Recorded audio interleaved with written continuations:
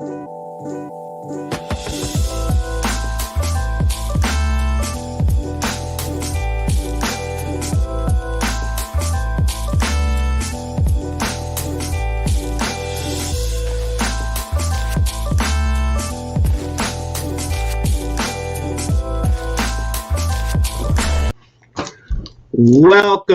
to Black Male Teachers Matter, discussing how we get more of them. Thank you for joining us today. It's going to be a really incredible show. We got a great panel here. We're going to have some research, realities, and effective practices in terms of how you can increase the number of Black male teachers in your school, your district, wherever you are, and give them an experience that will actually help them develop in the educator they can be. If I came to you and told you I had a way to drop the Black dropout rate by 29% by making one change in your school or your district, or 39% for low-income Black kids, wouldn't you do that? Basically costless. That's the research that we have. 2 statewide studies, 100,000 kids taken. All they did look at, did you have a Black teacher in elementary school, and did you drop out? There's no funny math in there. It's just it's just the reality. Black teachers make a huge difference in the lives of Black kids. And so you'd think, given that there'd be a lot of Black teachers and a lot of programs to increase the number of Black teachers. The reality, though, is that the representation gap, which is the kids in our schools versus the people that are teaching them, is actually growing in California. There are less Black teachers now than there were years ago. And when we get to Philly and start to talk to Sharif, we're going to see those numbers there too. And I'm sure a lot of other places will see that same trend. So we know something matters. We know it helps kids, and yet we're not doing it. And it's basically costless. It's just replacing one piece of the puzzle with another piece of the puzzle.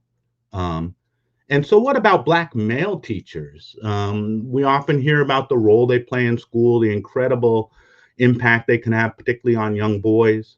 2% of the teaching force is Black male teachers. That's been roughly consistent for about 20 years, from what I understand. And again, we just need to do better. We know this matters. We know it makes a difference, but it doesn't seem like we're doing anything about it. Well, some of the folks on this call or on this podcast are doing something about it, but we need to spread these practices even further. And it's not just like stopping dropout rates. There's a whole set of research outcomes around the importance of Black teachers. Representation in gifted and talented, fairness and discipline, college going. And the reality is that all students prefer Black teachers over white teachers. So you have something that everybody wants, that actually matters. Every dropout costs the society $292,000, according to one study. That's not even counting the personal cost to these young people who grow up not literate, not numerate, and as serfs in the modern economy without the agency to write their own story. The cost of that is even more than $292,000. And we know we can do something about this, so why don't we do it? And that's why we have this panel here today. We got a really just amazing panel of the folks that are actually doing this work, that do have answers for people, that do have money in some cases to support Black teachers, that do have programs to increase the pipeline. So we have just an amazing panel. One thing I really appreciate about this is all these brothers have been teachers themselves before. So it's not an ivory tower look at this down on the situation. It's folks that have lived it and are growing through it. So I want to introduce our amazing set of panelists. First, we got Dr. Travis Bristol. He's an assistant professor at the University of California, Berkeley. Go Bears. That's my little Marshawn when he rode the cart across after beating Stanford. Go Bears, baby. That's where I got my master's and my law degree from. He's at the Graduate School of Education. His research is really a triple threat on the interrelated strands around Black teachers: the role of educational policies in shaping teacher workplace experiences and retention, district and school-based professional learning communities, and the role of race and gender in educational settings. And we will talk about the pipeline and certification programs and some of the challenges that folks have within those, and the way that we don't see those race engendered when that is actually embedded within those programs. So we really appreciate his work, and we'll be hearing from him and sharing some of that. We also have Coron Brinson, longtime homie, son of the South.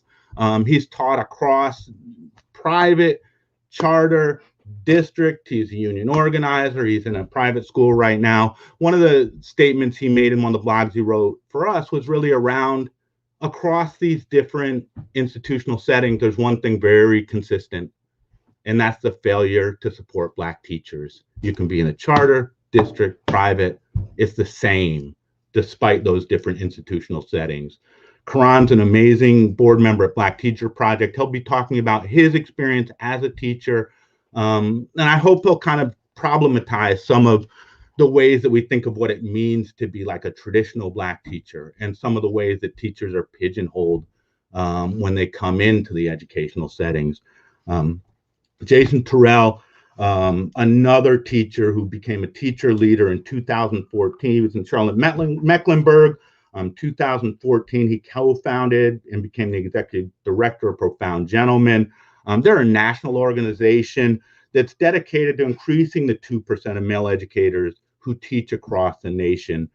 He's been a part of many fellowships. He's a 30 under 30 for Forbes. And his organization is nationwide. And again, they're looking to increase their impact and to build partnerships. So we look forward to hearing more about his work. And one thing I really appreciated was the way they kind of tier their support for different, where people are in their educational career in terms of teacher supports, and really thinking about leadership development.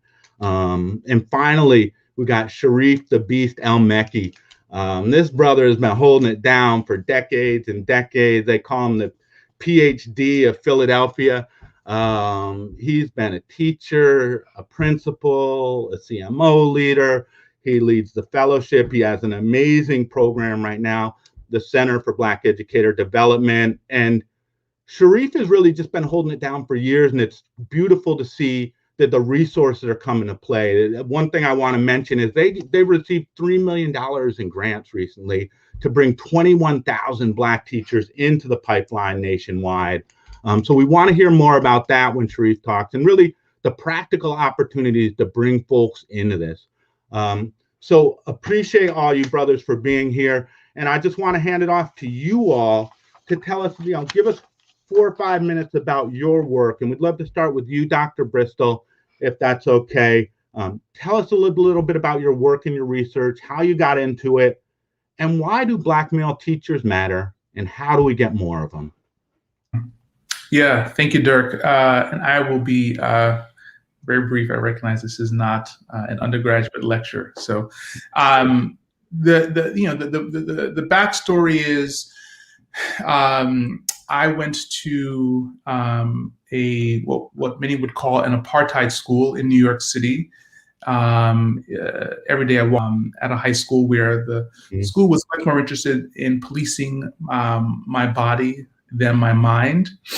And I had an opportunity to, when I was in high school, to visit another high school 20 minutes away.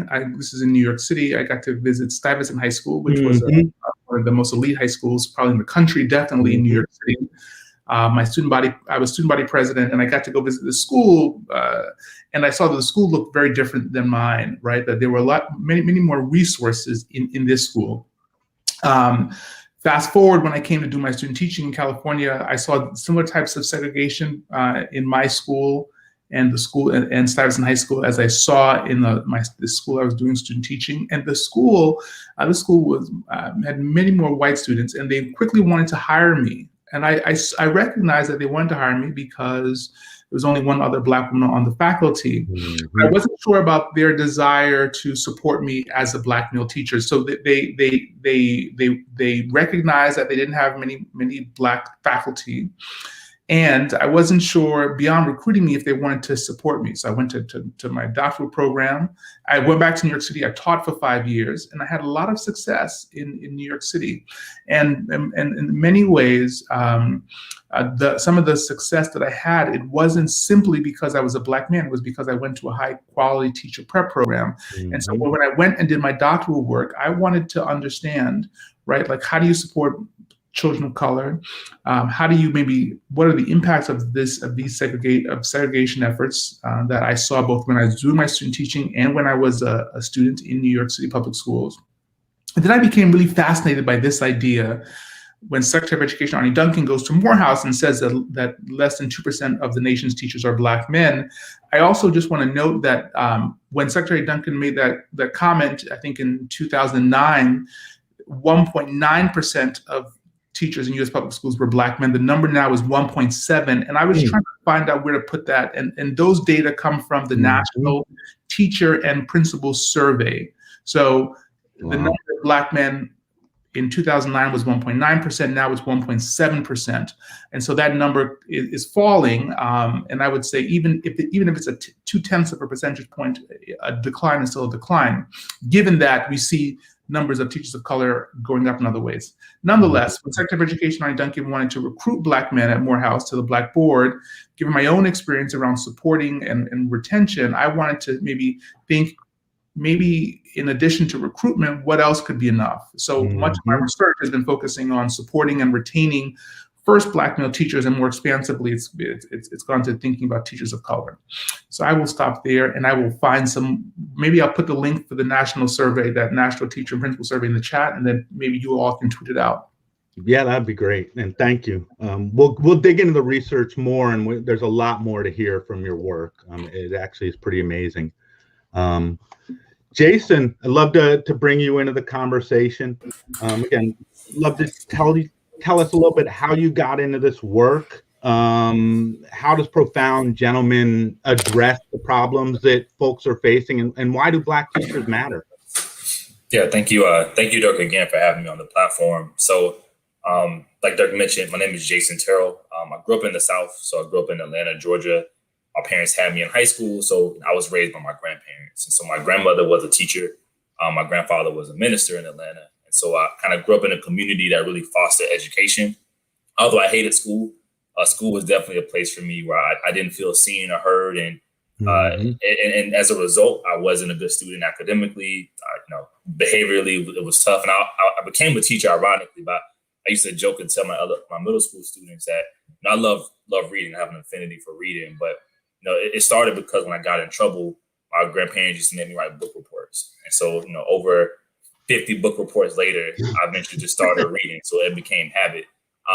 But for me, I always wanted to do something social justice oriented, right? So I grew up in a really rich community in Atlanta. Yeah, like in high school, I was a member of Congressman John Lewis's youth council, and I was always around leaders who wanted to make the world a better place. And to me, civil rights is in the fabric of Atlanta. You can't, in elementary school, all of our field trips were to the King Center, so to speak. So that's just kind of how I grew up. So I thought about law, right? So the only thing I could think of was law. It made sense for me, and ended up hating political science when I got to undergrad. I took the LSAT a bunch of times, and I was going into a career path where I didn't necessarily feel called to. I just thought that was something I had to do just because I had to check off a box. And every summer, instead of interning at law firms, I always came back to Atlanta and worked in after school programs and the Urban League and after school program in the summertime, and led groups of students, and realized, I wanted to be a teacher. I felt like teaching was something that was was calling me. I enjoyed, the summers, and I'd spend more time, thinking about lesson plans than I did even studying. And so, quickly flipped and figured out how do I get into the classroom. And so I was a lateral entry teacher. I didn't major in education, but luckily found a way to teach in Charlotte-Mecklenburg school system. And so still stayed in the Southeast, but started my career as a middle school English teacher. And this is where, I feel like I found a sense of self and calling. I was a teacher for a number of years, taught middle school, 6th and 7th and 8th grade. ELA, but while I was at the school, I was a football coach. I was a head baseball coach. Started to do some academic facilitation, and it was really a lot of my students in particular used to come to me and it was like, Mr. Terrell, you're like, why are you here? You're the first Black male teacher I've seen. What are you doing here? And just really kind of questioning like what's going on here. And so, that really prompted me to really think about, why was I the only like 2-3 guys in the school building? All of our kids were Black. Even growing up in Atlanta, I never had a Black male teacher. I had principals who were Black men. But even in a city like this, where I grew up in Black environments, pretty much the K-12, never had a favorite teacher or a teacher who I identified with. I started to do some really reflection and soul searching. And I'll get into more like data-ish around what we found. But we actually used a lot of Dr. Bristol's research when we started the program. I co-founded the organization with another colleague of mine who was another Black male teacher in a similar middle school in Charlotte. But we kind of started, PG, to sit at the intersection of a few things. So we sit at the intersection of teaching, race, gender, and purpose. And I say purpose specifically because our big vision is centered on retention. I saw somebody posting in the chat. It's almost a setup when you recruit teachers into a school or Black men to a school building, but they have no support. And that's something that we basically grounded our program on is, we don't want to just increase the 2% by recruiting men of color into the space. We want to make sure that the spaces that they're going into are culturally affirming. They have the support and the network to make like teaching or education a lifelong career. And a lot of that is tapping into purpose. So a lot of what we do is like purpose development work. I can talk a little bit about the coaching model, but we work at 3 different levels. So we have a pre-service component. So we work with college students. We have a kind of an in-service piece. So these are teachers who are currently in the classroom, and we have an education leadership component. We work with teachers who may have become principals or counselors. They're still in the school building, but not directly impacting students. And we have a differentiated scale of support along the way. So we've been running the program for about 7 years. We've been able to scale past Charlotte. So I actually currently reside in Atlanta. So I moved back home last year with my family, but we have some supports here in Atlanta and Chicago and New York and a few other places across the country. Yeah, that's great. Thank you. And we'll be digging more on the program. And I love the differentiation of it. I really think that development piece is critical. And folks are at different places and need different supports when they come in. Coron, I'd love to bring you in, brother. Could you just tell us a little bit about what brought you to this work, Black Teacher Project, and also why Black male teachers matter? All right. Good morning and good afternoon to the folks on the East Coast. My name is Coron Brinson. I'm currently the Dean of Students at Cristo Rey de La Salle High School here in Oakland, California. Share a lot of connections with you, Jason. I was born and raised in Georgia myself.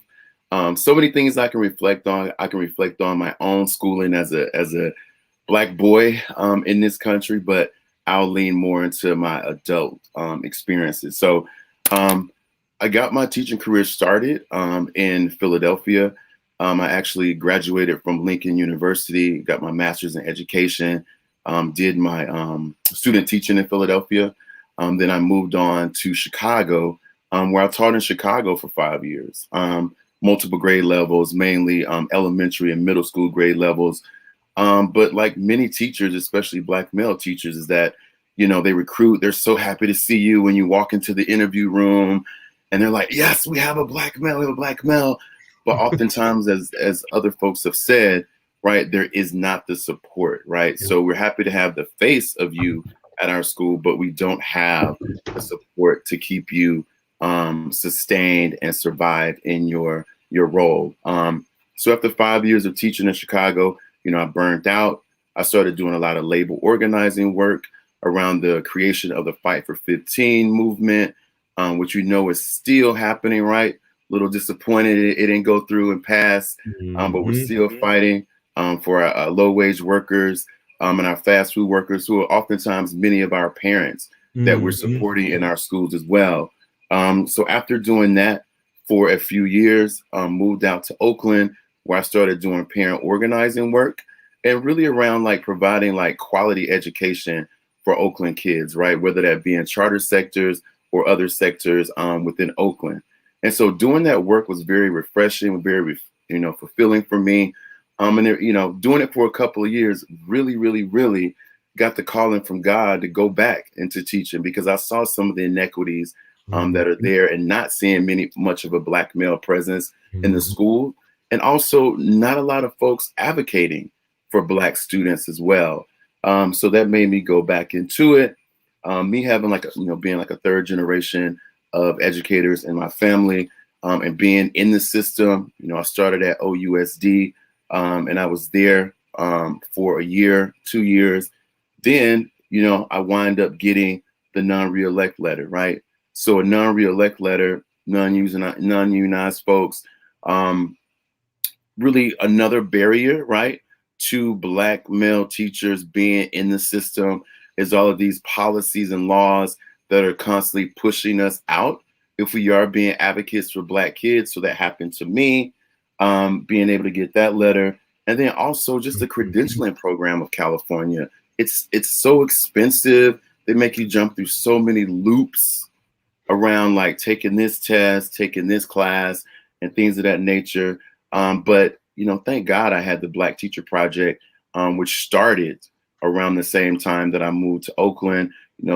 Dr. Misha Mosley, and us being able to have a space that's set up, that's led by and for Black teachers in racial affinity. So it really helps sustain my practice, for me to also improve my instructional practices as well, be able to use a few tools, right, around like how to support our students, how to build better and more quality relationships with our students, but also to just be in community with Black folks, being in a space where you don't have to answer any questions, you can just come as you are, and just be in a liberatory space. So the Black Teacher Project has really helped me to continue to do this work. And I really wish that there will be more of us, of projects around this country. So thank you. Great. Thank you, Coron. And we'll be digging in on that a little bit more. Sharif, again, would just love to hear a little bit about your background, what brings you to this work, and really the work y'all are doing right now. I know we're going to have a lot of interest in how folks can get involved with y'all, but I'd love to hear a little intro right now. We'll dig in deeper a little bit later. Okay, great. First of all, thanks for having us. I'm big fans of, the brothers that you have on here, as well as the individual and collective work that's being done. Shout out to Lincoln University graduates, the second oldest HBCU in the country. Much love, much love. I would say I started out, similar to what Jason was talking about. I wanted to go to law school. Ended up working with students, youth who were waiting to be adjudicated, and I didn't make it through orientation. It was depressing, to be honest with you. Yeah. As I was going through the training process and just seeing like, wait a minute, some of these youth are 12 years old, and they're basically in a kiddie jail. Yeah. And so the idea was like, okay, how can, where are they before they get here? That's who I want to work with. I came from a family of activists, and so it was kind of the expectation, both in my elementary school, that was a Pan-African full-time freedom school, as well as a home that, you're responsible for your community, lift as you climb, stand on the shoulders, but ultimately like the love and responsibility on this collective work and responsibility that we have should, some kind of way support our community. And so being able to then hear from, there was a group that was reaching out to Black men, and I heard about it. And initially I wasn't interested in going to the meeting. One of the mamas from my school, from my elementary school, said, "Hey, Sharif, I graduated from college," and they said, "Hey, you need to come to this meeting." And at first I was like, Mama Cynthia, I don't want to be a teacher. That's not really what I'm trying to do. And, but she was a mama. So, I listened to her, and I'm so glad that I did, because it led to just this deep sense of purpose and fulfillment. But Dr. Martin Ryder helped lead this organization and partnership between Cheney University, School District of Philadelphia, as well as a nonprofit called Concerned Black Men. So these three groups came and said, "Hey, we're going to recruit Black men together. They're going to get their master's degree from Cheney. We're going to place them. We're going to give them coaching and mentoring And that's why I came through the program. But Dr. Martin Ryder, a Black man who was a veteran educator, basically said, you know, I know you want to be an activist, young man. The purest form of activism is teaching Black children really well. And that just like struck me. And then he also did these math problems where he's like, hey, if you teach for 3 years, 5 years, 10 years, and he showed the impact that you could make on Black students, I was like, oh, this is what he means by the activism. And the way that he did this kind of algorithm, it wasn't just the students that you taught directly. He talked about like their ecosystem, like each of them having their own influence. And if you connect with them, their families, their communities, their friends would all benefit from having effective activists, activists, so to speak. And then he also talked about whoever you teach and you teach them well, it positively impacts their grandchildren. So he gave us this whole kind of vision of what effective teaching could look like and the importance of Black men. And at that time, I had no idea there were such small numbers. In my elementary school, I had Black teachers. My high school, I had Black male teachers, both in elementary and high school. And so I had no idea about the dearth in numbers. But when I got to my school, I realized I was the only full-time Black man leading a classroom. I was fortunate that we had some Black men in leadership team positions in the school. But then it started dawning on me like, wait a minute, where is everybody? Yeah, so let's talk about kind of this whole how people become teachers. You know, and I think it's one of the things we're hearing. You know, it's hard to be what you don't see at all. Like if you've never seen a Black male teacher and you close your eyes and someone says, what's a teacher look like? Do you see yourself as a Black male teacher, as a young Black boy? And so I'd love to just, as we go through it, let's just talk the cycle of becoming a teacher, and kind of, I'd love for y'all to weigh in on these different areas. It really starts even before certification programs. Teaching you don't fall into. It's not like working at your dad's diner and then you become someone who works at a diner. It's something that you actually need to choose a certification program, pay a bunch of money, go through specialized training. So let's talk through this. Like, how do we get folks to decide to become teachers, young Black boys? Let's talk about teacher certification programs a little bit. And then let's talk through those early experiences, and let's talk through development. So let's start at where it all begins. How does someone choose to become a teacher? And how can we get Black boys, to actually want to become teachers and to ideate themselves like you did, Sharif?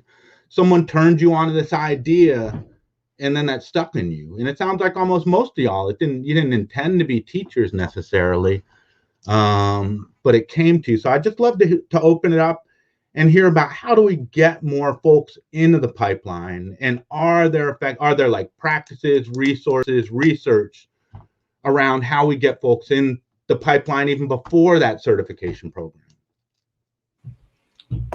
So I'll just quickly start by saying the first way is we have to stop suspending and expelling Black children. The U.S. Department of Education, the Civil Rights Division under Secretary John King, found that starting in preschool, Black children were getting suspended at a higher rate than their peers.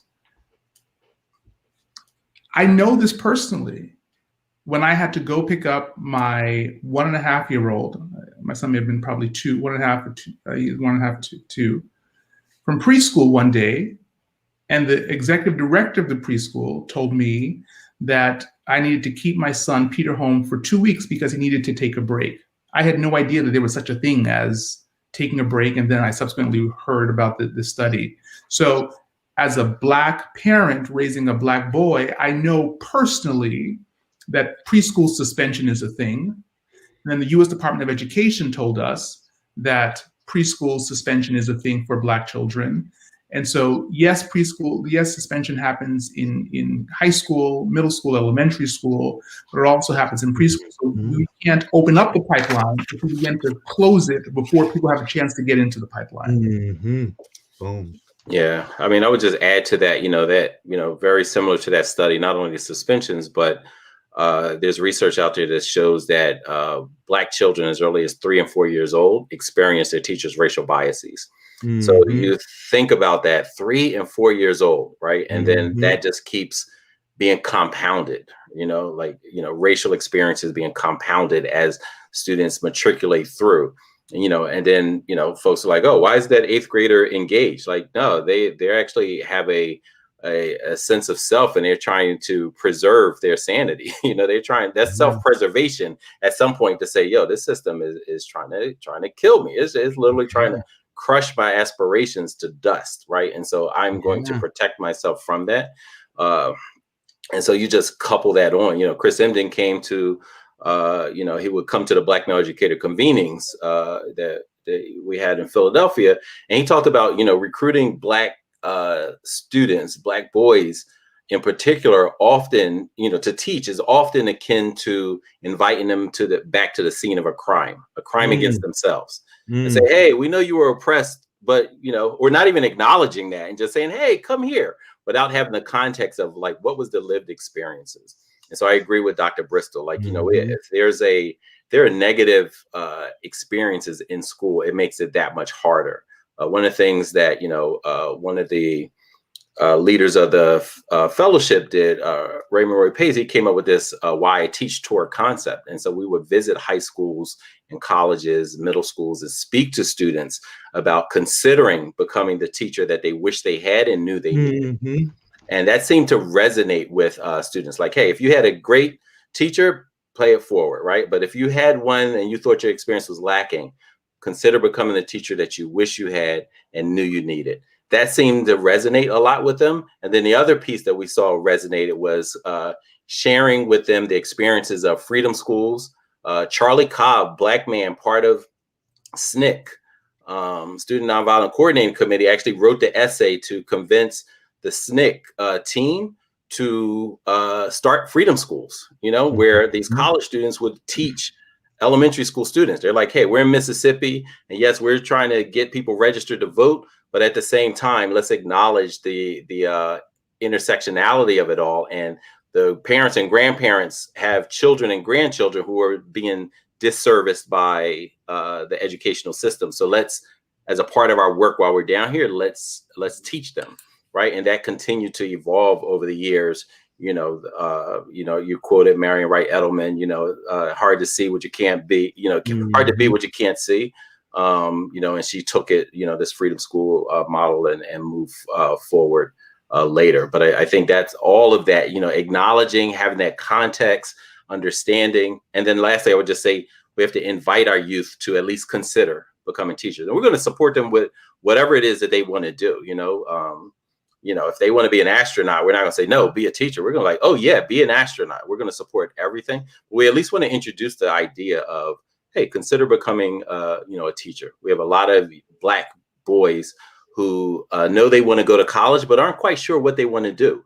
Right. And that's a great way to expand a pipeline. There's a lot of group of Black boys who know that they want to be activists. They know they want to touch the world in a particular way, and sharing with them, hey, if you jump into education, you're impacting lives for generations. Yeah, I love the algorithm piece. Like, I'd actually love to see that play out and kind of put that up as a tool to kind of show that the like rippling impact that being a teacher has. And I also really love that be the teacher you wish you had kind of line, because some of us never had that teacher. And so to try to imagine that gives us something there versus just the absence that many of us have existing in terms of who that teacher would be. Jason, you wanted to say something? Yeah, it's interesting just to add on, it's funny when I first started the program, I told my grandmother, who was an educator, what I was doing. She laughed at me. She was like, what do you mean there's no Black teacher? It's like, when I was coming up, everyone, there's plenty of Black teachers, plenty of Black men. And this was like pre-Brown v. Board around that time. And so I've actually been doing a lot of like research lately in the last couple of months around, specifically in the South, post Brown v. Board, pre and post Brown v. Board. And actually some of the data points that I posted in the article is around, it's like the first 3 years after Brown v. Board was passed, the Black teacher population dropped by 10%. And the first 10 years, it decreased by 66%. And some of the reasons they noted was like Black teacher displacement, change in district operations, like white teacher recruitment, schools of education actually start popping up around these times. Someone mentioned like the standardized test that started to pop up around this time. So like, I think one is like understanding context is really important. I like history. To me, understanding context helps me frame myself and gives me a little bit of a why. And so I think we have to acknowledge like Black male teachers aren't a new thing. Like there's been plenty of Black male teachers, even in Charlotte, where I taught, there was plenty of schools named after Black men that I didn't know that, I had no idea the historical significance of what they did in their communities, because we don't tell the stories of some of our elders who came before us, who have been doing this work way, prior to us coming here to pave that way. So I think understanding the context and that storytelling, but once we do that, I think we'll have a more of appreciation for the profession. So I remember when I first became a teacher, I would be like in a grocery store and I would tell folks, I was a teacher where I taught, I would get, we're in the South, so I would get poor baby, or, I would get that look of like, oh, like, and so it was almost like, it kind of makes me feel like, like, why am I in the work a little bit if I don't have that community support? So I think we also have to think really deeply about how we think about teaching, how we think about our own profession. I mean, a lot of that comes with pay. I mean, a lot of that comes with how we value teachers. But I definitely think that value piece is important, but I do think it ties into this historical context. I don't know, we know the history of our, we're not, we've always taught our people. And I don't think we look at that in that way. So those are the two things I'm thinking about. Great. I would like to add to that. I love what Sharif said about, be the teacher you wish you had, and thinking about, what's valued in society, right? What's valued in the Black community. And I don't see a lot of teachers being that value that we see, right? We see oftentimes with our Black boys, they're being pushed into athletics to go play a sport. We don't see the uplifting of Black nerds. Like there's people who actually don't want to play sports. They want to, read a book, or they want to, go on a nature walk and things of that nature. So there should be more valuing and pushing of that. And then we also have to think about, our teachers really value, right? The money that's being made for teachers having to fight for a living wage, having to go on strike because they can't get an increase in their salary. They're not being supported by school administration. They're not being supported by the community. And so they're alienated from even wanting to be a teacher as well. And then we got to think about, like I talk, whenever I'm organizing parents, one of the first questions I ask them, what was your experience of school, right? So there's a lot of traumatic experiences that happen in school for Black boys, right?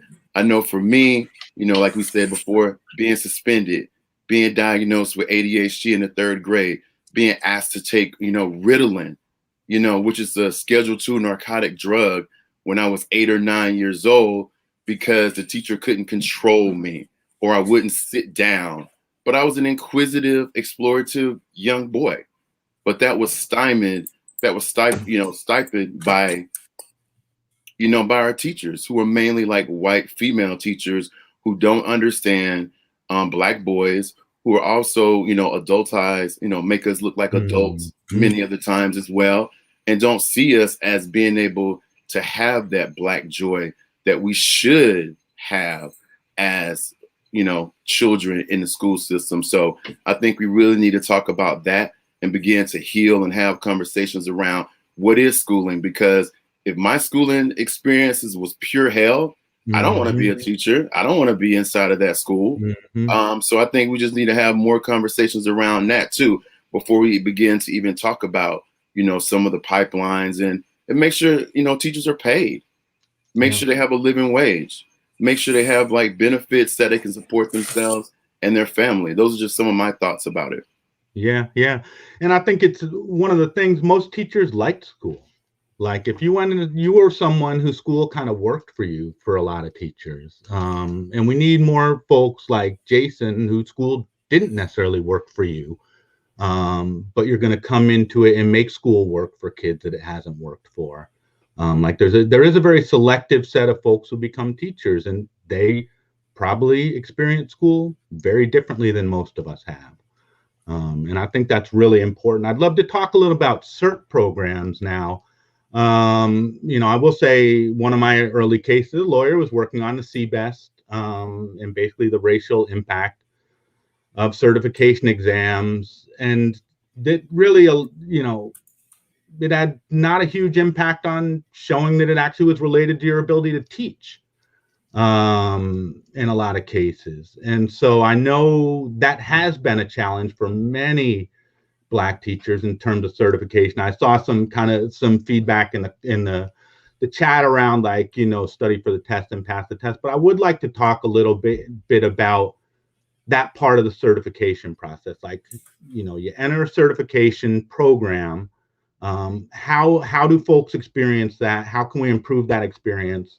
And then also that process, the testing piece and the moving from state to state. Again, we always struggle with teachers moving into California or into New York in terms of getting their certification in those states. Often folks who are fine in the classroom struggle around the certification process, the formalities of it. So I'd love to hear a little bit more folks' thoughts on kind of what's happening in certification and how do we improve that?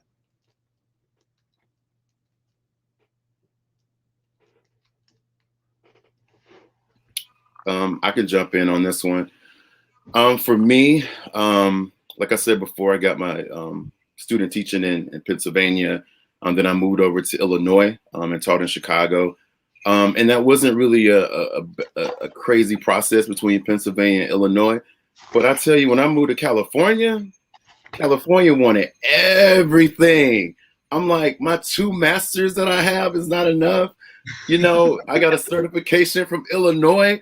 That's not enough. I was able to survive 5 years in Chicago public schools, And so then, they say, oh, you have to have this certification, you have to take these 3 classes, and then you have to take these 3 exams. And I'm like, after, adding it all up, it comes to be thousands of dollars.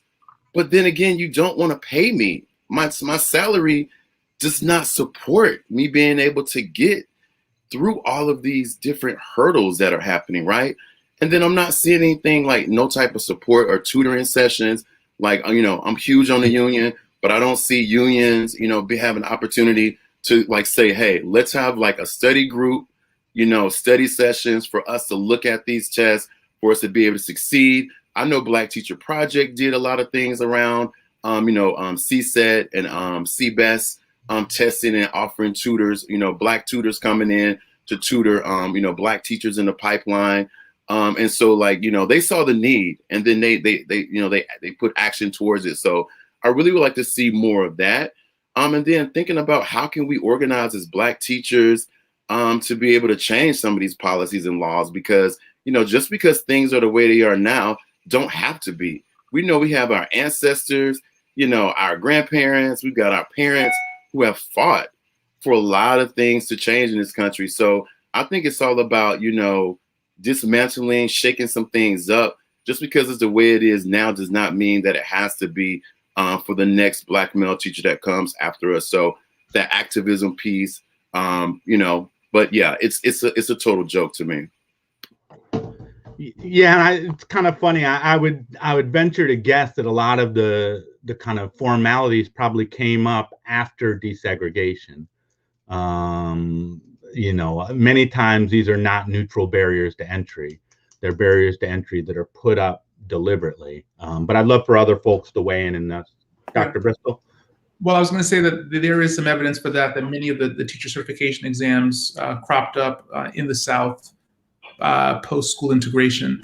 I want to just say that I think it's important for Black teachers who are listening to this, Black male teachers who are listening to this, to know that not passing the certification exam is not a reflection on your intelligence and your competency, right, as a prospective Black educator. And so I always lead with, my name is Travis Bristol. I'm a tenure track professor at UC Berkeley. I have a PhD from Columbia, master's from Stanford, undergraduate degree from Amherst College, received numerous national awards and fellowships. And my name is Travis Bristol, and I struggled with the CSET multiple times. And when I was at the Stanford Teacher Education Program doing my certification, and I struggled with that exam, I had a Black woman who was the director of that program, Linda Darling Hammond, sit me down and say, Travis, you are going to pass this test and we will get you the resources. So to Coron's point, we will find the resources for you. And Linda found a tutor. Her name was Jennifer Wolf, and Jennifer Wolf sat with me every week until I kept taking and retaking the test.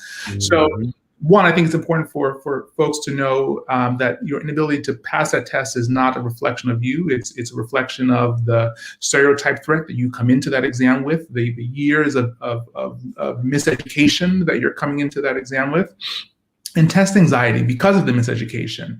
And teacher preparation programs, while we work on trying to get the test and to reimagine the test and to get performative-based assessments for the test, teacher preparation programs can begin to align their coursework to the test. They can get resources from unions. I don't want to start about unions.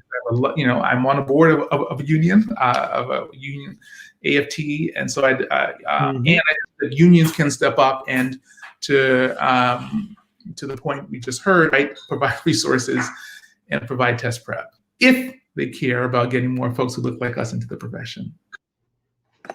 Yeah, I want to double down on what both of these brothers talked about. Like, obviously, if you're teaching my child, like, I need you to know your content, and there are pieces around what Dr. Bristol just said. Like, I've spoken to college professors, and they've admitted to me, like, oh yeah, my course does not align. They teach in methods and math course, math methods course, and they're like, oh yeah, this doesn't align to the teacher licensure exam. And I'm like, wait a minute, they're paying a lot of money for this course, and it doesn't align. And they're like, no, but I think it's important, right? Like, and so this misalignment, I think, is huge. I think another thing that we don't talk about a lot is, one, these exams, they sure aren't measuring teachers' cultural proficiency. We're talking about, like, people not passing. It's a whole lot of folks. And they'll tell you, new teachers often, majority white, come into schools with Black and brown kids and say, I'm not prepared to teach.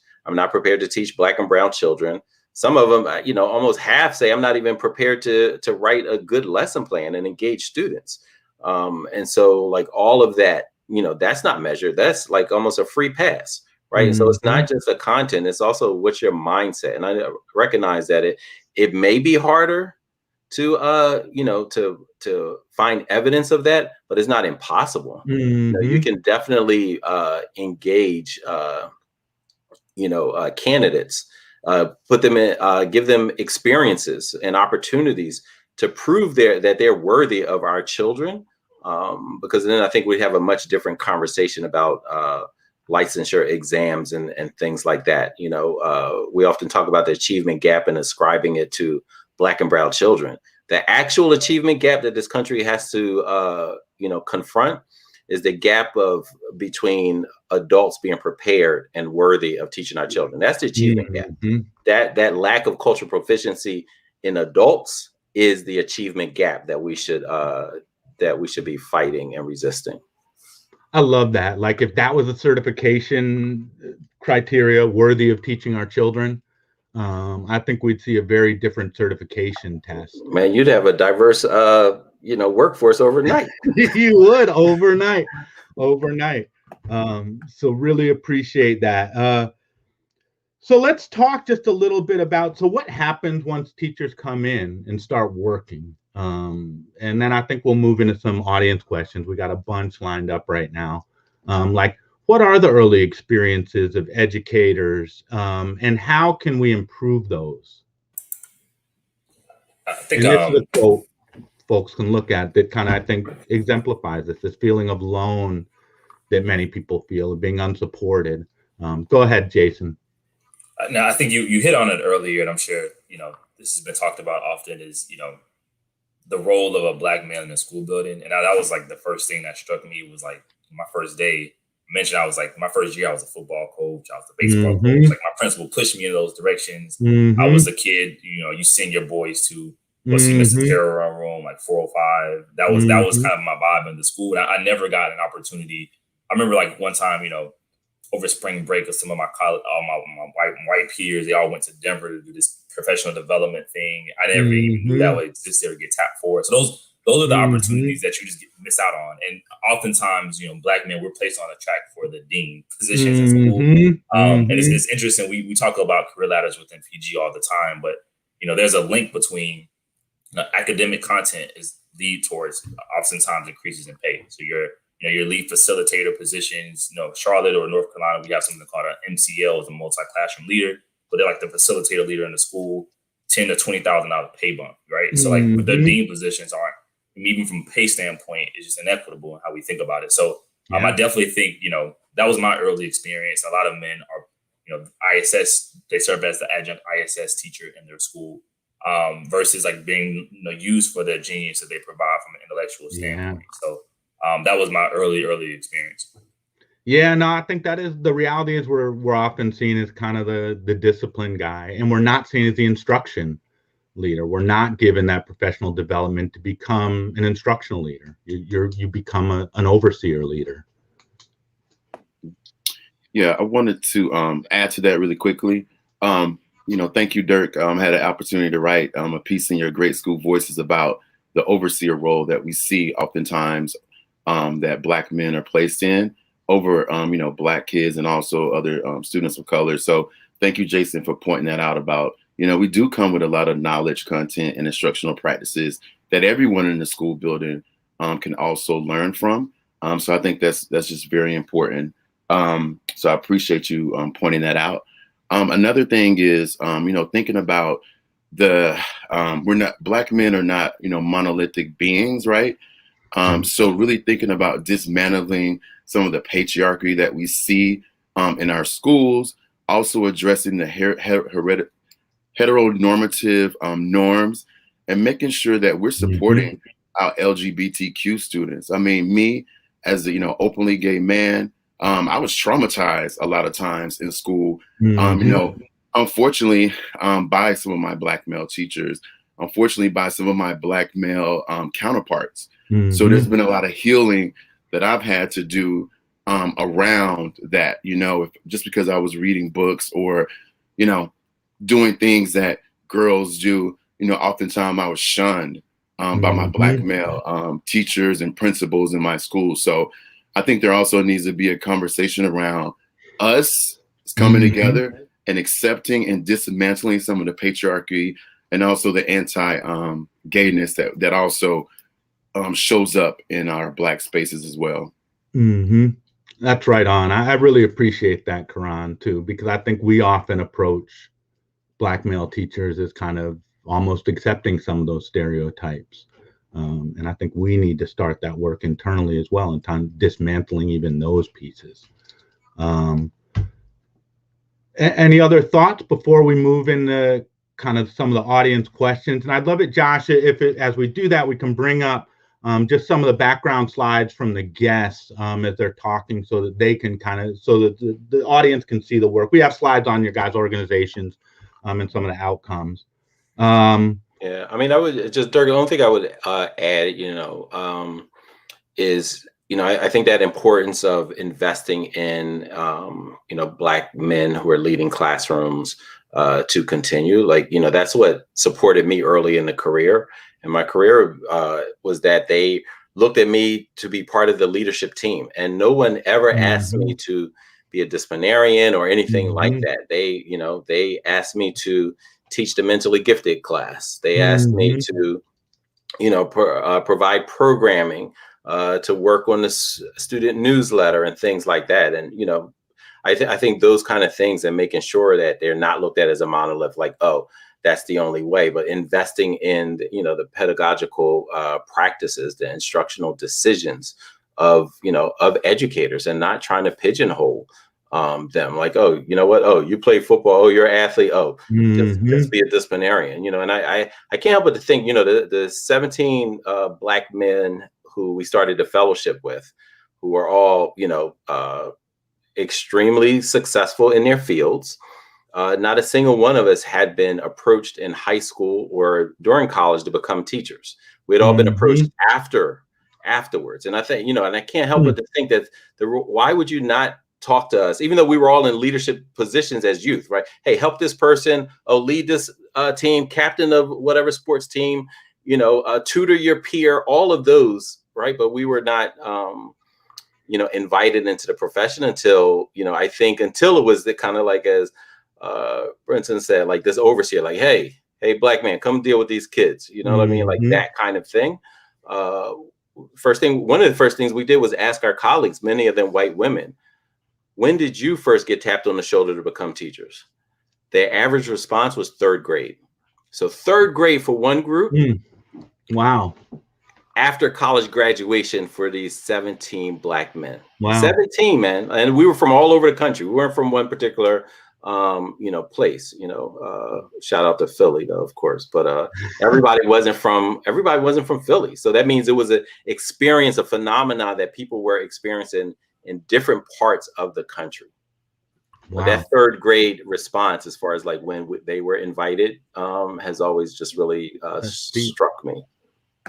That's deep. I just want to add sort of that I think it's important as we shift maybe the conversation, and particularly at a time when Black people in this country are getting more power to create new organizations, to reimagine what teaching and learning could look like for Black children, that we learn some important lessons from the past. And I think Coron's statement, I don't want that to, I think that should really inform our work, that sometimes we can reproduce and marginalize those individuals or groups within the Black community. So, every time I when I have opportunities to speak to groups of Black men, I say, how are you making space for the Bayard Rustins in your group? How can you allow people to show up authentically in your group, and how might you be producing norms that might silence them? How, if you're doing work advocating and focusing on Black men, how are you drawing attention to also the needs of Black women and Black girls, right? And so I think that, and what we know from the Black freedom struggle is that Black women and Black gay men were the ones who were silenced. And so as we now are creating our organizations, right, how can we learn lessons from the past to bring those groups in the Black community who were at the margins closer to the center? I love that. And that was actually one of the questions that we had that I love from people to respond to. Are there lessons from history that we can be learning from and bringing forward? I think we're in kind of this new freedom struggle right now.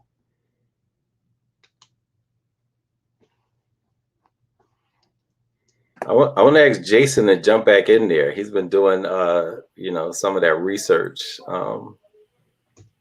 I was thinking about the historical context of, I don't know. I think the biggest thing that I'm reflecting from Coron's point and Sharif's point from earlier. So I have 2 things that is on my mind. I think one of the needs is this idea of mentorship. So I love that, Sharif, you were tapped to be an instructional leader. And I saw maybe Rodney posted in the comment that he's turned down a few jobs because, they were forcing him to be, or steering him towards his, behavior role, which from a young, and I started teaching when I was 21 years old. I didn't know you could do that, right? I thought this is what they gave me what I should do. And I just said, okay. I didn't have elders or folks who could take me under my wing to say, their wing rather, to say, hey brother, like you should actually negotiate this. This may not be the best thing. You should kind of push back on this. Like I was the veteran teacher, Black male teacher in my school building at 22, 23 years old. So I think it just kind of speaks to the importance of mentorship and creating a community where, you get advice, feedback, and be held accountable. But it's interesting, like lessons from history is, don't know if I have lessons, but something I'm thinking about is, a lot of I know, I think we work a lot in the South, and some of the work that we do is supporting schools of education or universities, specifically HBCUs. Previously were schools founded as schools of ed programs, don't have schools of education anymore. Take Morehouse College, for example, Johnson C. Smith University, I think Shaw University in North Carolina, who were historically schools that were founded on this idea of education, suspended their programs. And we are supporting like a few different like initiatives to try to get these universities to consider education as an option. And it's interesting, like one of the biggest pushes back we get is like lack of support from the community as well as the administration, right? So Johnson C. Smith was a school, university is one of the first HBCUs in North Carolina, started as a school of ed, closed the School of Education in 2012, mainly because of lack of passing for the praxis, which is the test for North Carolina. They lost a bunch of money. So as a result, from a funding or a budget standpoint, they cut the School of Ed. And so even to get that School of Ed back up again, like the president saying no, there's just lack of support. So it's just thinking about this idea of how do we think about education differently? How do we continue to like rely on our historical context and the lessons and like the kind of the values that our institutions were founded on? And how do we own that? How do we continue to push for that moving forward? So I don't necessarily have any like lessons, but I just think about that. The value system is really important. Yeah, and that question did come up around the HBCUs as well and the role that they can play. Like historically, from what I understand, like teacher training programs actually make money for universities as opposed to some of the other programs. So if there is an opportunity for HBCUs to dig deeper in, like again, so many of our engineers, of our pharmacists, of like our skilled folks out of the Black community come out of HBCUs, such a disproportionate number. If teaching could be another place like that. Sharif, did you have something to say? Yeah, I mean, I agree. Like this investment in HBCUs. I mean, I think a big part of it is, as Jason described, this disinvestment in HBCUs because they are Black, right? Like and so we see like any part of society in this country, there's a deliberate disinvestment. It has a long history, and it just continues under a different guise, right? Like it's like, oh, this is not. Where before they would just say like, yeah, y'all Black, we ain't paying for this. Now they say it, but it's with a stroke of on Excel, right? Like they tap in on a budget line item, right? Like that nothing burns up, aspirations like people's Excel sheet, their budget sheets these days.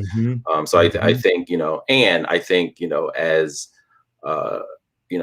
HBCUs, we have to recognize, the Black blueprint and how important this Black teacher pipeline has been and should be, and how the HBCUs just have to drive a significant part of it. Like I just don't see it getting around it without HBCUs being on the forefront, and they should be the flagship programs for anybody to learn how to teach Black and brown children. Like it's just, I mentioned that some of the data previously, but just to give you a couple of numbers, these are new teachers coming out of teacher colleges, where 62% of them said we felt unprepared to teach culturally diverse students. Who are they talking about? 64% felt unprepared to engage students in meaningful learning. 48% felt unprepared to maintain high expectations for student learning. 52% felt unprepared to plan and deliver instruction. 72% felt unprepared to work in an urban classroom. Who's in those urban classrooms, right? Like this is after, coming through teacher colleges.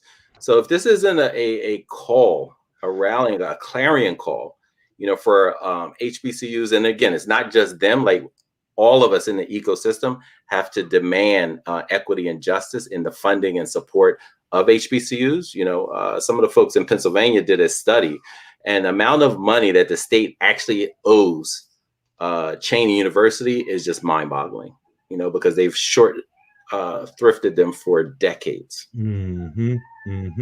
I'd love, Sharif, for you to tell us a little bit about the program you have right now. Like you have some practical support, some resources yourself in your organization. Could you just in a couple minutes tell us a little bit about that, and if folks wanted to hear more about it or get involved? Sure, sure. So at the Center for Black Educator Development, we are really, I think, built on 4 pillars. One is around policies that support educational justice, and we believe teacher diversity is one of those spokes in the wheel for equity and justice. Another one is professional learning. What is the coaching, mentoring, development, workshops, apprenticeships? What are all the things that need to happen in order for teachers to become fantastic, whether they're aspiring or whether they're veteran? Pedagogy. When you go to teacher colleges, and this is the reason why for this achievement gap of many white teachers and teacher, any teacher, if they're not, able to think critically about these issues, is the fact that it's often you're studying white, Eurocentric, white American behavior theorists, educational theorists, child psychology, human growth and development. You're getting it from one lens, and then you're trying to apply it to Black and brown children. So we want to uplift the Black pedagogy. Like, what if successful Black children, what have they done for generations? When Jason is talking about, pre-Brown, what were these dope Black teachers doing? And what can we learn from? And why do we not hear about Jawanza Kunjufu in teacher colleges? Why are we not hearing about, Dr. Cohn, all of these people who've contributed mightily to how to teach Black children? So we want to uplift Black pedagogy. One of the things that we recently did a 28-day Black Educator Hall of Famer, where we just wrote, 28 articles for February, just to kind of launch the conversation about, hey, look at all these Hall of Fame Black educators. And there were plenty that couldn't just fit in the 28 days of February. And then the other one is pipeline. We want to, unlike the fellowship men who were not approached, we started engaging high school youth and giving them paid apprenticeships to teach first, second, and third graders. So they work with, learn about basic phonics, reading comprehension, and how to support positive racial identity in our young Black youth, children early. So addressing Black literacy, as well as addressing the Black teacher pipeline that we want to build. Great, great, great. And you're going to bring 21,000 Black folks. That's the goal. And keep in mind, the $3 million that we raised, that's not going to get the 21,000. The $3 million is the seed money to get it started. We still have a whole lot of fundraising. I don't want people to be like, wait, $3 million divided like that. Nah, that's not it at all. The $3 million is to get us in the starting blocks. And now we're trying to use that to leverage to really create this, Black Educators of Excellence Fellowship. That's kind of on this, our belief that the Black teacher pipeline is a 12-year model. You start working with students 4 years in high school, 4 years in college, and then the first 4 years of teaching.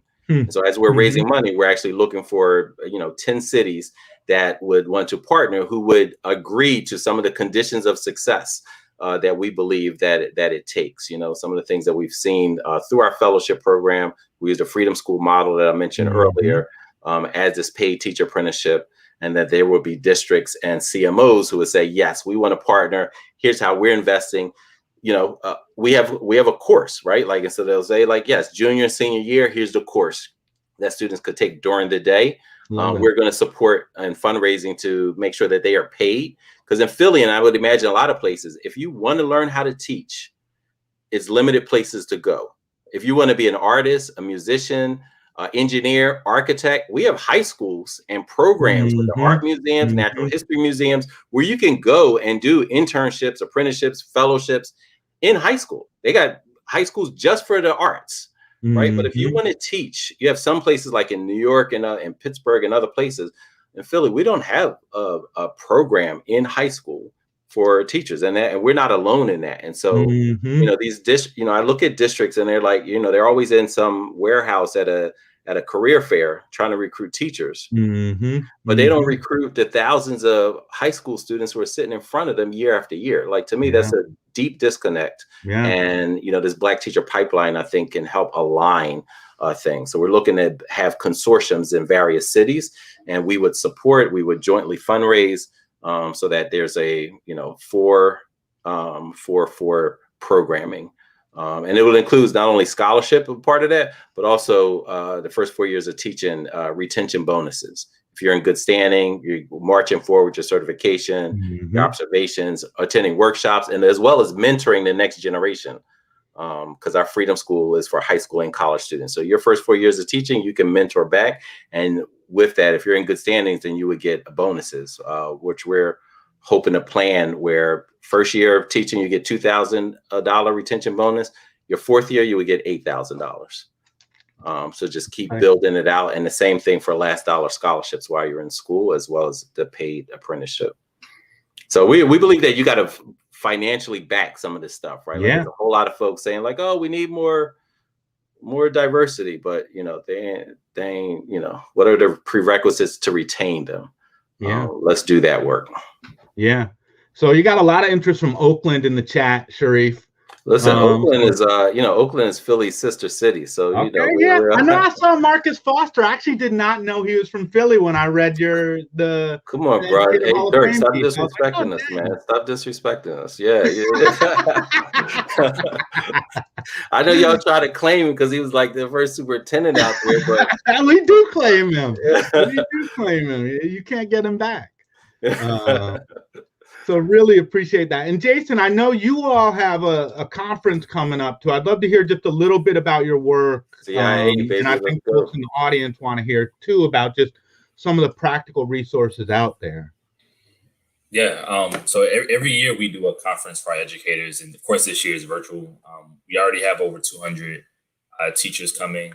And so typically we always have a theme. Like this theme for this conference is really geared towards less on the content side, more on that human development, character development element. So like we have sessions on, music therapy to like journaling, to being, talking about like vulnerability. So we're trying to just make, it's been this past year and a half has been hard for a lot of folks. And so especially educators. I know right now, I don't know, everyone is in different contexts and cities. Most of our educators are in person, doing hybrid, some type of hybrid model. And it's hard. It's a struggle. And so a lot of the things that we're going to be doing this past weekend, this weekend coming up, is really going to just be how do we just put teaching to the side and just be us and be human and talk about our experiences.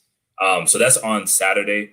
But for community members who want to still support, so typically our conference is closed just for men of color. We try to make sure that space is really sacred.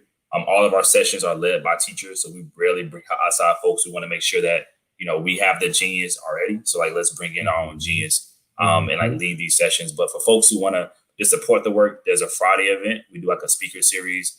So Friday we're bringing on an author named Anand Giridharadas, and he wrote a book called Winners Take All.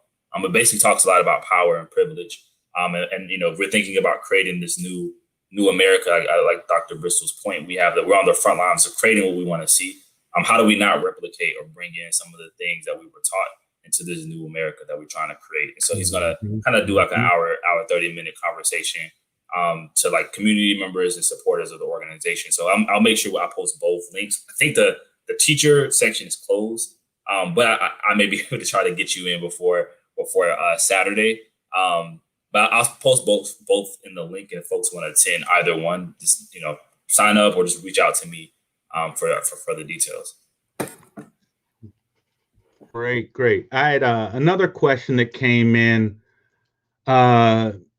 Most of the teachers in the current workforce are white. That's probably not changing in any quick way.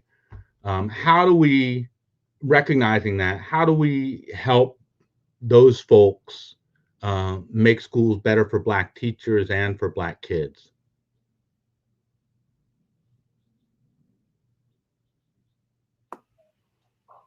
Coron, you about to jump in? Yes, I will definitely jump in. Can you guys hear me? Yeah. Mm-hmm. Beautiful. I saw you. I just love. I thought you were about to. I just love Sharif. With Center for Black Ed, like you're paying teachers, right? That's the whole thing. Compensation is so important.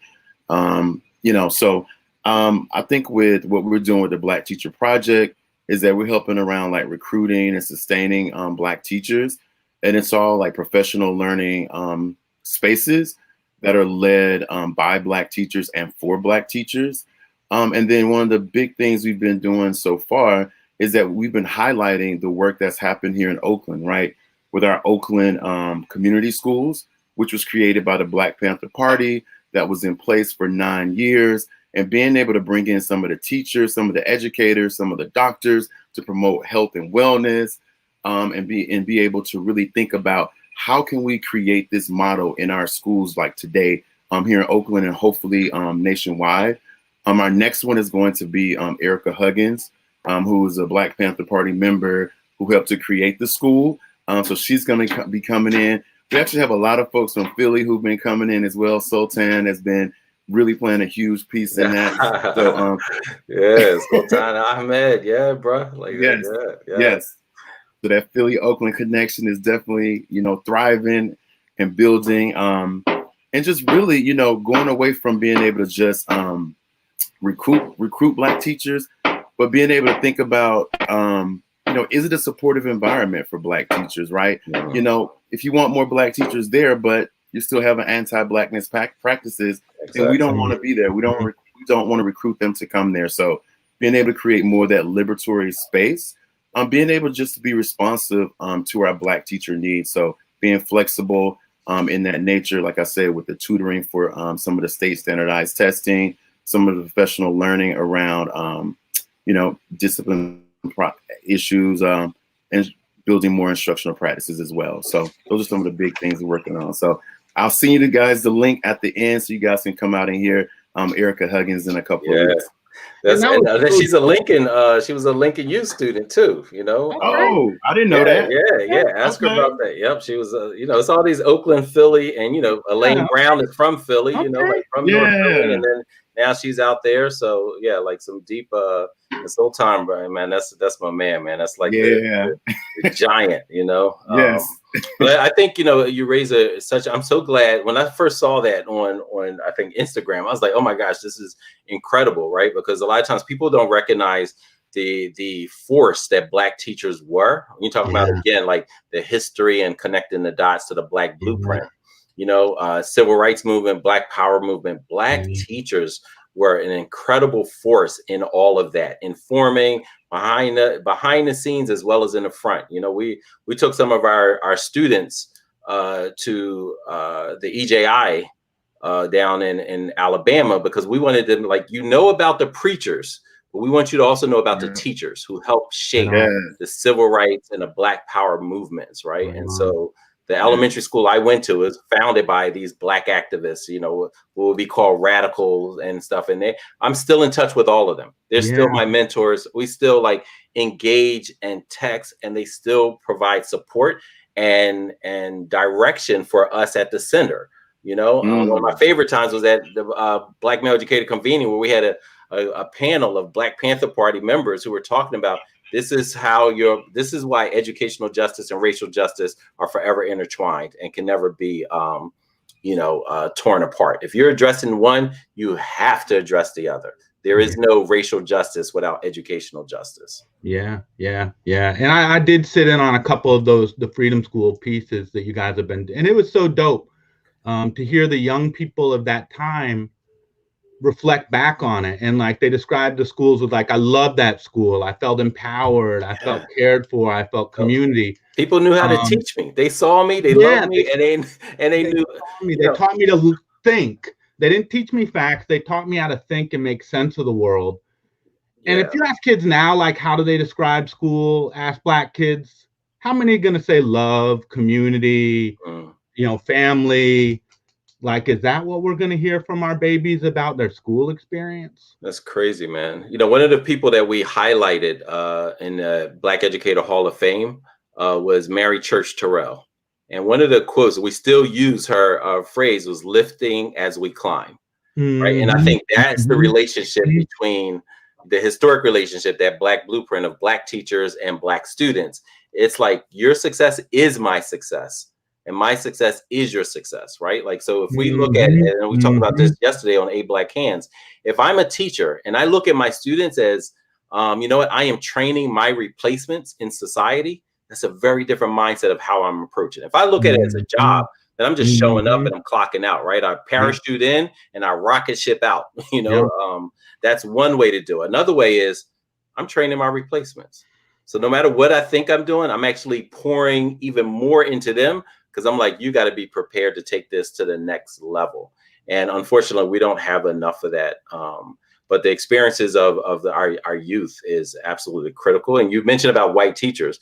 White teachers play integral and a really important role. It's going to be a long time before we reach parity, right? Yeah. However, white teachers, white female teachers, white women teachers, particularly, have an outsized role in all of this, in both the recruitment, because the experiences, as we talked about in Chris Emden's quote about returning to the scene of a crime, their influence on how the experience of Black students, brown students in the moment can impact if they look at teaching as a viable career. But then also we see in attrition rates, and someone mentioned it earlier, if it's a hostile work environment, that they're creating because they're giving out macroaggressions, they ain't even micro at this point. Like, why is that Black teacher staying? Right. And so there's multiple ways. And so with that mindset has to be interrogated, and not just at the teacher college level, but I wrote an article a while ago, like, here are the questions that principals, leadership teams should be asking as they're hiring people to educate other people's children. Yeah. And it surfaces race, class, power, and privilege, and how that plays out in people's instruction, in their questioning, in their discipline, and so on and so forth. And I just want to shout out Shayna Terrell. She started building the Black Educator pipeline in partnership with Citizen Ed every Thursday at 12 o'clock. It's been really, really dope. The quote that we cited earlier about up to 39% less likely to drop out for Black boys if they have a single Black teacher. Dr. Constance Lindsay. A lot of people say, "Oh, the Johns Hopkins study." There's a group of researchers, including Dr. Constance Lindsay down at Duke, Black woman who participated in this longitudinal research, and she was on last week and just killing it. And we just really appreciate the opportunity for partners in elevating this conversation to make it consistent, like all the time. Like, this should be a pervasive conversation from all angles. And shout out Dr. Lindsay. She's on our board of directors. Oh, good. Good, man. She's been doing her research is really dope, and that Johns Hopkins study and a lot of the different studies she's had a hand in creating. Yeah, she's a co-author of a book. So if y'all don't have it, make sure you get it. And it speaks about the study that she's been working on with others. Cool. Well, we got about 8 minutes left right now. So it's kind of about time to wrap up. Like, I'd love for everyone to give just a minute or two as kind of some final thoughts, some resources. We obviously don't have enough time to go as deep as we would like to on this stuff. But I do think folks want places they can go for more research or action, or to learn more, or to find effective practices. So just in a minute or two, if folks want to just kind of wrap up, give some final thoughts, and if you got a pitch in where folks can go, or things that they can do, or policies that have been effective, we really want this to be something that people take with them. And to the audience, we'll have a link in the chat around a Survey Monkey if you have stuff you want us to follow up on, or if you want us to do other shows on particular topics, like, hit us up on that. So I'd love to just hear from y'all a minute or two to wrap it up, and I'll start with you, Jason, if that's fine. Yeah, I don't necessarily have a pitch. I mean, definitely follow PG or go to our website at profoundgentleman.org or any of the social media channels. But this is Profound Gentleman. Typically, you'll be able to find the organization. I think I love that Sharif mentioned some of the authors, art scholars that I have to start naming that. I was a philosophy major in college. One of the challenging parts, I mentioned was not having Black philosophers, or folks that I consider Black philosophers. We didn't have that access. But one of the books that I read when I was teaching, and I still reread it every now and again, it's called Know Thyself by Naeem Akbar. So that's one of the books that for me, it helped me think and conceptualize how I saw myself in education overall.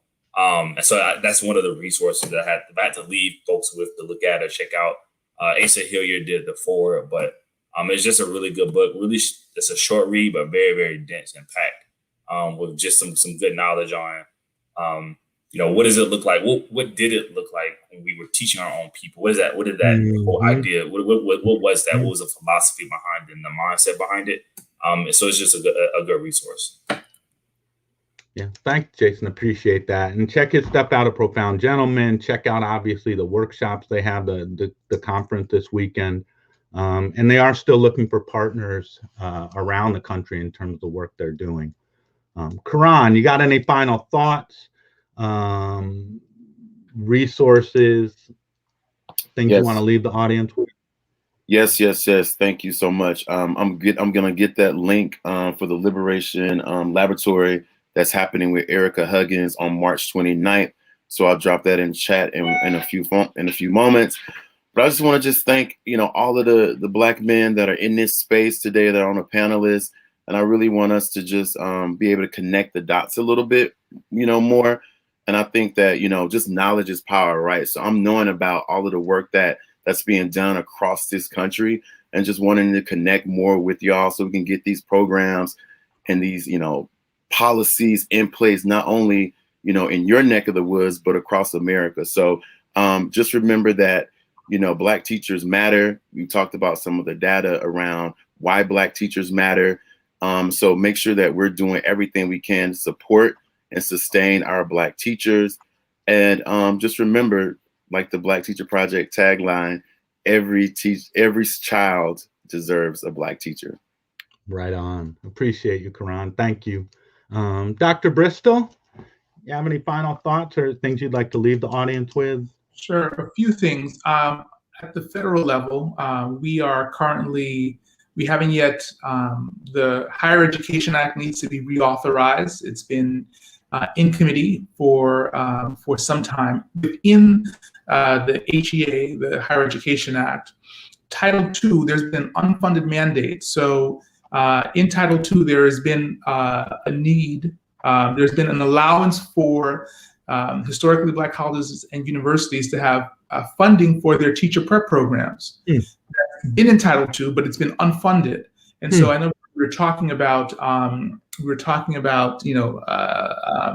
HBCUs and funding, but I think that one thing that we can do at the national level is to push our Congress folks to ensure that they fund Title II, particularly the mandate around supporting HBCUs. And so I put in the link this blog post that I wrote at the federal level. At the state level, we do have some states like Massachusetts, like Tennessee, that are beginning to think about performance-based assessments for certification as a primary way for certification. At the state level, we have some examples around some of the advocacy work that's happening in Tennessee and in Massachusetts, and bills that are working their way through the legislature at the state level. I would say in practice, one of the powerful things about the Center for Black Educator Development, the Black Teacher Project, Profound Gentlemen, is that we have clear examples of Black teachers, Black male teachers who are doing incredible work. And we need to study that work and continue to study that work so that, to your question earlier about white teachers, so that white teachers can see it's not just the Black magic that's doing it. Black teachers and Black male teachers are being intentional about how they are organizing group work, how they're opening their lessons, how they're assessing students, how they're communicating to families, that white teachers can learn, and we can use some of those dispositions, some of those teaching practices, and incorporate them in our teacher prep programs. Yeah, that's great. Those are actually great resources. We'll share those pieces out. I think pushing on the Title II funding piece is actually really important. And that probably is something that we can do in a bunch of us have blogs that we can kind of push some of that stuff out too. But resources, that's just a part of it. It can't be done, making $1 out of 15 cents every time. Dr. El Mekki. Yeah, I want to start off with saying, just thank you. It's always a pleasure to see these brothers. An incredible work. I'm huge fans of them, as I mentioned. But you all heard, and please visit the resources that they provided. What Dr. Bristol talked about, like there is no magical Negro phenomena happening in these schools. There's a long history of pedagogy, deliberate decision making of instructional giants. And that's why, and so making sure that that's happening at a larger scale, so people don't just like, oh, recruiting us just to do certain things and playing this overseer role, as Coron talked about. I would say, as far as like resources, all the books that Jason said. One book that I'm particularly looking forward, besides Dr. Bristol's book when it comes out, is Fugitive Pedagogy by Dr. Jarvis Givens, where it talks about Dr. Carter G. Woodson, the founder of Negro History Week and father of Black History Month. But he's written a book, Fugitive Pedagogy: Carter G. Woodson and the Art of Black Teaching. I'm looking forward to reading that, as well as, if you haven't read James Anderson's deeply researched book, The Education of Black People in the South. That should absolutely be part of your materials. And as far as like just resources, right now, the Center for Black Educator Development is working with Pennsylvania Department of Ed, as well as a consortium of people around the department's Aspiring to Educate program, which was developed to diversify Pennsylvania's teachers, which 96% of the teachers are white in Pennsylvania. And so the Pennsylvania Department of Ed, created Aspiring to Educate. And part of that, what we have is a consortium, but we're actually creating toolkits and workbooks for schools, CMOs, districts, even state Department of Ed to use. And there are 4 categories: recruitment, retention, mentoring, as well as culturally responsive and sustaining education. And then at the center, we are also writing the LeCount Cato curriculum, which is a high school curriculum that schools can use in order, if they are interested in providing a course for students who may be just open, curious to teaching. LeCato was, we're talking about Black teachers now. Caroline LeCount, back in the 1880s, she was demanding more Black teachers and more Black principals. So if you have not heard, she was, again, one of our Black Educator Hall of Famers. Look her up, Caroline LeCount. You can find all 28 on Philly's 7th Ward, as well as on the Citizen Ed. But, curriculum, and right now we're hiring 50 Black high school students, 50 Black college students, and 75 Black high school students in paid apprenticeships to learn how to teach the basics of teaching, phonics, reading comprehension, and supporting students' positive racial identity this summer. So applications are live on our website, and we hope to see students from around the country participating in our teacher apprenticeship program. And thanks again, Dirk, big fan of all your work. And thank you for elevating this conversation and including us in it. Again, appreciate all of you. Appreciate all the folks in the audience, all the comments and feedback. I appreciate kind of avoiding the Legend of Bagger Vance approach to Black teachers, where you're going to bring this magical Negro in, not support him, and somehow he's going to take 15 shots off your game. That's not really how this works. I do want folks to take action, though. This is only going to happen if people do something about it. There's some action steps in the chat. You can reach out to any of these brothers and follow up with them. We have a specific action here in Oakland. We want OUSD to just set goals, timetables, and development goals around Black teachers and publicly report on those. We cannot do affirmative action in California. If you can do that where you are, you may want to look at that. But we need to push these systems to be responsive. This matters. It works. This saves lives. And it's something that we actually can make a difference in. So I want to thank everybody for being a part of this. I want to thank the guests for all the incredible work you're doing, the difference you're making in young people's lives and adults' lives. And just thank you all for this. Let's keep this going, and let's make the change we want to be.